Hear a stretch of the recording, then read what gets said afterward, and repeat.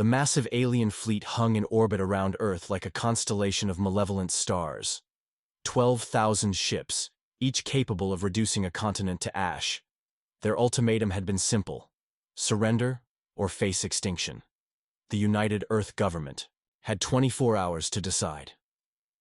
In the highest security bunker beneath Geneva, Admiral Davis stared at the holographic display showing the overwhelming force arrayed against them. Earth's combined fleet, a mere 200 ships, looked pathetically small in comparison. Options? He asked, his voice echoing in the silent war room. General Reed shook her head. Military response would be suicide. Our simulations give us a 0.003% chance of success. Diplomacy has failed, added Ambassador Clark. The Vorn have made it clear. They want our resources, not a relationship. As the room descended into hopeless murmurs, the door slid open. A lone figure walked in, a man of average height, unremarkable features, dressed in simple black attire. The room fell silent. Who authorized you to be here? Admiral Davis demanded. The man smiled faintly. Protocol. Omega, sir. The color drained from Davis's face. Protocol Omega was a theoretical last resort, something he'd been briefed on but never expected to implement. It wasn't even supposed to exist outside classified documents. That's impossible, Davis whispered. Protocol Omega is just a contingency. Plan, a thought experiment. No, sir, it's me. The man extended his hand. Tom, just Tom. Reed stepped forward. What exactly is Protocol Omega? Davis swallowed hard. A human insurance policy created after first contact. Something so secret only 3 people on Earth knew about it. Tom nodded. I need a direct communication link to the Vorn flagship. You can't be serious, Ambassador Clark scoffed. We can't just let an unauthorized civilian address an alien armada. Tom's eyes, previously unremarkable, suddenly seemed to contain depths that hadn't been there before. I'm not asking, Ambassador. Protocol Omega supersedes all command structures. In an extinction-level scenario. Admiral Davis hesitated only a moment before nodding to a communications officer. Do it. Minutes later, Tom stood before a massive screen. The alien that appeared had blue-gray skin with ridged features and 4 eyes arranged in a diamond pattern. Human, the Vorn commander hissed through the translator. Your time for deliberation has not expired.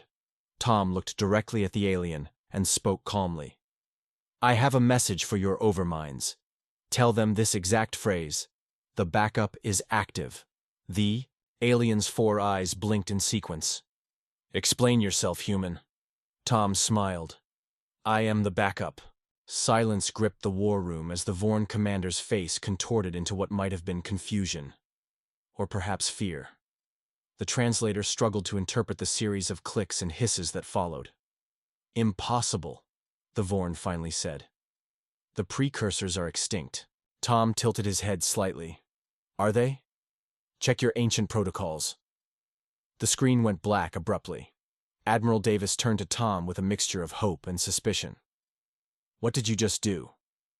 Bought us time, Tom replied, his gaze still fixed on the dark screen. They're confirming. General Reed moved closer, studying Tom with narrowed eyes. Who or what exactly are you? Technically, I'm human. Born in Milwaukee, used to work in insurance before I was recruited. Tom's lips curved into a subtle smile. Ironic, really. Recruited by whom? Davis pressed. By those who came before. The ones who seeded this galaxy with life and established certain safeguards. Tom turned to face the room. The Vorn know the stories. All advanced species do. They call them the precursors. Ambassador Clark shook his head in disbelief. You're claiming ancient aliens put some kind of fail-safe on Earth? Not on Earth, Tom corrected. In humanity, we're the fail-safe. The screen flickered back to life, interrupting their conversation. The Vorn commander had been replaced by a different alien, older, with deeper ridges and milky eyes. We have confirmed the protocol signature, the elder Vorn stated flatly. Explain your function, backup. Tom straightened his posture. I am the human interface for Protocol Guardian. My activation indicates that the balance has been threatened. The Vorn Empire has violated precursor law by attempting to eradicate a sentinel species. Humans are not classified as sentinels, the elder argued, though with less certainty. Check again, Tom replied firmly. The genetic markers were hidden until needed, activated only when a sentinel species faces extinction. I am the proof. On the observation deck of the Vorn flagship, panic spread as ancient warning systems, dormant for millennia, suddenly activated throughout their fleet. Red symbols appeared on every screen, glyphs that hadn't been seen since the founding days of their civilization. Back on Earth, Davis watched as Tom's eyes briefly glowed with an inner light that seemed to pulse in concert with his heartbeat. What happens now? Davis whispered. Tom's voice remained steady. Now they make a choice. Leave peacefully, or face the consequences of breaking the oldest law in the galaxy. And if they choose wrong? General Reed asked. Tom's expression darkened. Then I stop being merely human. The Elder Vorn's face filled the screen, 4 eyes blinking rapidly in what the humans present recognized as agitation. The precursor protocols are clear, the Elder said. But they are also ancient. The galaxy has changed. The strong must be allowed to claim resources from the weak. It is the natural order. Tom shook his head slightly. Natural order is precisely what the protocols preserve. If you've studied the precursor archives, you know what happened to the last 3 species that violated them. A visible shudder passed through the Elder Vorn's body. In the background of the transmission, other Vorn could be seen frantically working at control panels. The Dormians, the Krell, and the Suvani are merely legends, the Elder said, but his voice lacked conviction. They were real, Tom replied calmly. And they're gone now, aren't they? Not extinct through natural causes or war, but simply gone. Their home systems empty, their colonies abandoned, their very genetic traces erased from the universe. No ruins, no artifacts, not even fossilized remains. The war room had fallen completely silent. Even breathing seemed intrusive in the weight of the moment. You claim to be their weapon? The Elder asked. I claim to be their insurance policy, Tom corrected. An elegant solution, hiding the enforcement mechanism within an unassuming species. Humans were selected precisely because we appear unremarkable, yet possess remarkable adaptability. Admiral Davis found his voice. Are you saying that humanity's entire purpose is to be some kind of galactic hall monitor? Tom turned slightly toward him. Not our purpose, Admiral. Our potential. One of many. The precursors didn't create humans. They simply invested in us. Added a single sequence to our genetic code that would activate under specific conditions. The Elder Vorn leaned forward. We require proof beyond ancient symbols and threats. Tom nodded. Of course. Let me demonstrate. A fraction of what activation means. Without warning, every electronic system in the war room flickered. The holographic display of Earth and the alien fleet suddenly expanded, zooming out to show the entire solar system in perfect detail. A level of resolution beyond current human technology. Tom raised his hand, and 3 Vorn ships at the edge of the fleet highlighted in red. These vessels have weapons locked on population centers in Asia. These 7, more ships lit up, are targeting Europe and North America. And these, another dozen glowed red, are prepared to bombard Africa and South America. The Elder Vorn's posture stiffened. How could you possibly know this? I see it, Tom said simply. The activation gives me access to certain perceptions. I can interface with your systems without touching them. I can read your battle plans from orbit. And if necessary, I can execute the protocol's final contingency. General Reed stepped forward. Which is? Tom turned to her, his eyes momentarily flashing with that strange inner light again. Complete removal of the violating species from the timeline. Not just death, erasure. As if they had never evolved at all. Hours passed. Intense negotiation. The Vorn fleet remained in position, but weapon systems had powered down. A gesture of provisional good faith, while the Elder Council debated their response. In a private chamber adjacent to the war room, Tom sat across from Admiral Davis, General Reed, and Ambassador Clark. The questions had been relentless. So these precursors, Clark began carefully, they embedded this programming in our DNA, and you're the only one activated? I'm the only interface currently active, Tom corrected. There are others in dormant state. The protocol activates the minimum necessary response. Davis leaned forward. And you've been among us, what, your whole life? Just waiting? Tom smiled faintly. Living, Admiral. I was born normal, raised normal, had no idea what I carried until 3 days ago, when the Vorn fleet was detected approaching our system. The genetic sequence activated, and suddenly I remembered things I never learned. Understood technologies I'd never studied. Felt connections to systems that shouldn't be possible. What happens to you when this is over? Reed asked, her voice softer than before. Tom's expression faltered briefly. If the threat passes without protocol enforcement, I'll likely return to normal. Retain the memories of activation, but lose the abilities. That's the pattern from the limited records I can access. And if enforcement is required, Clark pressed, then I become something else entirely. Tom's eyes drifted to the window, where the faint lights of the alien fleet could be seen among the stars. Something that isn't entirely human anymore. The door slid open as a communications officer entered. The Vorn are requesting to resume dialogue. Back in the war room, the Elder Vorn appeared once more on screen, flanked now by 6 others of its kind. Their posture seemed different, more formal, perhaps more conciliatory. We have consulted our most ancient records, the Elder began, and verified your claims. The protocols are indeed binding. We acknowledge humanity's protected status. Relief washed through the room, but Tom remained impassive. And your fleet? Will withdraw from Earth space immediately, however. The Elder raised a slender appendage. This changes the galactic balance of power. If humans possess precursor protection, all species must know. Tom shook his head. That's not how this works. My activation is classified at the highest level. Once your fleet withdraws, I return to normal status. Earth continues as it was. A developing world of little consequence to galactic politics. Impossible, another Vorn counselor interjected. The knowledge cannot be contained. It will spread. It won't, Tom said with absolute certainty, because part of the protocol includes memory modification. Your entire species will retain only that you chose not to attack Earth for strategic reasons. The specific knowledge of why will fade within days. Protests erupted among the Vorn Council, but the Elder silenced them with a gesture. This is disturbing. You would alter our minds? The alternative is enforcement, Tom replied simply. The precursors understood that knowledge of the protocol itself could destabilize galactic civilization. The protection only works if it remains largely unknown until needed. General Reed stepped forward. And what about us? Do we forget too?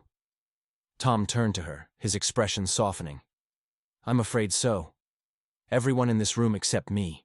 It's for your protection as much as for galactic stability.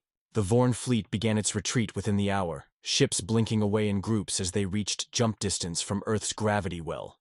On screens throughout the war room, military personnel watched with cautious optimism. They're actually leaving, General Reed said, disbelief coloring her voice. Tom nodded. They'll establish a quarantine zone around Sol system. Not officially, of course. They won't consciously remember why. But instinctively, they'll avoid this sector for generations. Admiral, Davis studied the tactical displays. So humanity gets a reprieve, time to develop without interference. That was always the intention, Tom confirmed. The precursors believed in non-interference, except when extinction threatened a sentinel species. They wanted natural development, natural evolution of cultures and technologies. Ambassador Clark had been unusually quiet, but now he approached Tom. I've been thinking about what you said regarding memory modification. If we're going to forget all this anyway, could you at least satisfy my curiosity about something? If I can, Tom replied. These precursors, why did they bother? Why set up elaborate systems to protect species they'd never even meet?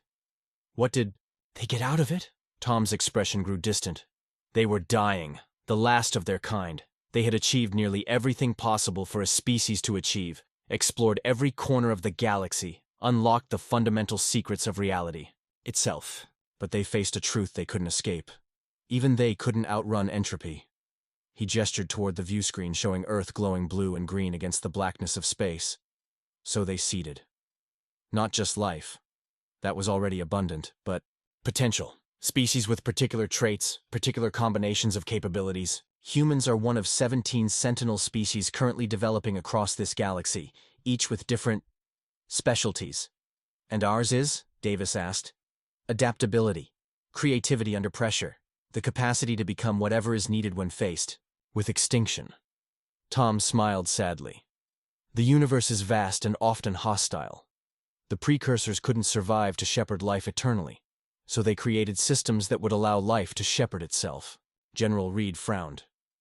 But if we forget all this, how does it help humanity develop these traits? Because the pressure remains, the knowledge goes, but Earth still exists on the frontier of space, still faces challenges that will force innovation. Tom's eyes took on that strange glow again, briefly. And when truly needed, the protocol activates again. A communications officer interrupted. Sir, the Vorn flagship is requesting final communication before departure. On screen, the elder, Vorn, appeared alone. The withdrawal is proceeding as agreed. But I must warn you, backup. Our scientists detected unusual energy signatures from your moon during our approach. We are not the only ones who have found Earth. Tom's expression hardened. Explain. The patterns match no known technology, but they are definitely artificial. Something waits on your moon. Something old. The Vorn elder paused. Perhaps the precursors left more than just genetic modifications in this system. After the transmission ended, an uneasy silence fell over the war room. Could it be true? Davis finally asked. Tom's gaze turned toward the window, where the moon hung visible in Earth's sky. Yes, the protocols include more than just biological components. There are artifacts, tools left for the Sentinels when they reach the appropriate development stage. On our moon? All this time? Reed asked incredulously. The best place to hide something is where no one thinks to look closely, Tom replied. Or perhaps where they look but don't yet have the capacity to understand what they're seeing. The following morning, a select team assembled in the war room.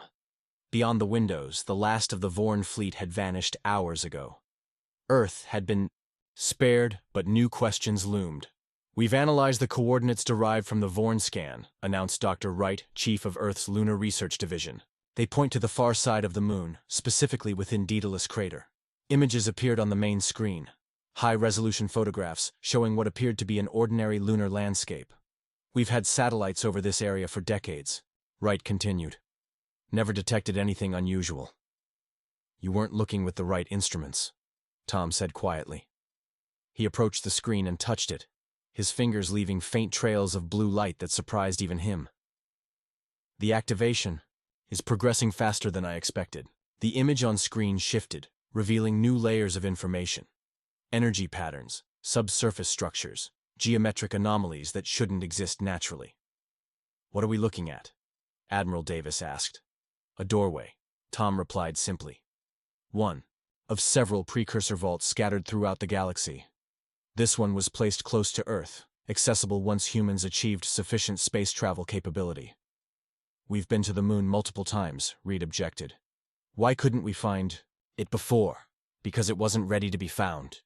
Tom's voice had taken on a distant quality. The vault recognizes certain triggers, evolutionary milestones, technological thresholds, and threat assessments. The Vorn incursion accelerated the timeline. Ambassador Clark studied the images carefully. What's in this vault? Knowledge, technology, tools to help humanity take its next steps. Tom turned to face them. But there's a problem. Just one? Davis asked dryly. The memory protocol that will activate when the crisis fully passes. It would erase your knowledge of the vault as well. You wouldn't remember to investigate it. Tom's expression was troubled. That creates a paradox in the precursor design. The vault is meant to be found after a sentinel species survives its first major extinction threat. Dr. Wright leaned forward eagerly. So we need to mount an expedition immediately before our memories are altered. No, Tom said firmly. Forcing access prematurely could trigger security measures. The vault must be approached correctly, with proper understanding. Which only you have, Reed pointed out. Tom nodded slowly. Yes, which means I need to go. The statement hung in the air for several seconds before Davis responded. To the moon? How? Our fastest spacecraft would take days to prepare and launch. A faint smile crossed Tom's face. The protocol includes certain provisions for necessity. He walked to the window, looking up at the faint outline of the moon visible in the daytime sky. I can get there. How? Clark demanded. The same way I interfaced with Vorn systems. The same way I'm seeing energy patterns you can't perceive. Tom turned back to face them. The activation isn't just information or memory. It's a physical transformation. Given sufficient need, I can manipulate certain fundamental forces, temporarily. General Reed's eyes widened. You're saying you can transport yourself to the moon? That's impossible. Not transport exactly. More like extend. Tom struggled to explain concepts he himself was only beginning to understand. Part of me remains here, while another part manifests there. The precursors had a very different understanding of physical form than we do. Dr. Wright shook his head in disbelief. This is beyond anything in theoretical physics. Yes, Tom agreed simply. It is. But it's the only way to secure what's in that vault before the memory protocol activates. We have less than 16 hours remaining. The lunar surface was exactly as desolate as centuries of astronomers had described. Airless, silent, bathed in harsh, unfiltered sunlight. Yet Tom stood upon it without a spacesuit, his body surrounded by a faint blue aura that shimmered like heat waves. His manifestation here was partial, an extension of his consciousness and form rather than a physical transportation. He could feel his true body back in the war room on Earth, seated in a chair, eyes closed, monitored by nervous scientists and military personnel. He walked across the gray dust toward Daedalus Crater, leaving no footprints. His form wasn't solid, enough to displace matter, yet he could perceive everything around him with extraordinary clarity, including energies and dimensions normally invisible to human senses. As he reached the crater's edge, the lunar landscape seemed to ripple. Where satellites and previous astronauts had seen only an unremarkable impact crater, Tom now perceived geometric patterns beneath the surface. Perfect lines and curves forming a massive spiral leading to the center. I've found it, he said, his voice somehow transmitting back to Earth despite the vacuum of space. At the crater's center, Tom knelt and placed his hand on the dusty surface. Blue light spread from his fingers, sinking into the regolith like water. For a moment, nothing happened. Then the ground began to shift. Dust and rock reconfigured, not falling away but transforming, revealing a perfectly smooth surface beneath. A circle 20 meters in diameter emerged, marked with symbols similar to those that had appeared on Vorn screens. It's responding to the protocol signature, Tom reported as the circle began to glow with internal light. Back on Earth, the team watched through Tom's eyes, the images projecting onto the war room screens. Dr. Wright was frantically recording everything while Admiral Davis and General Reed stood transfixed.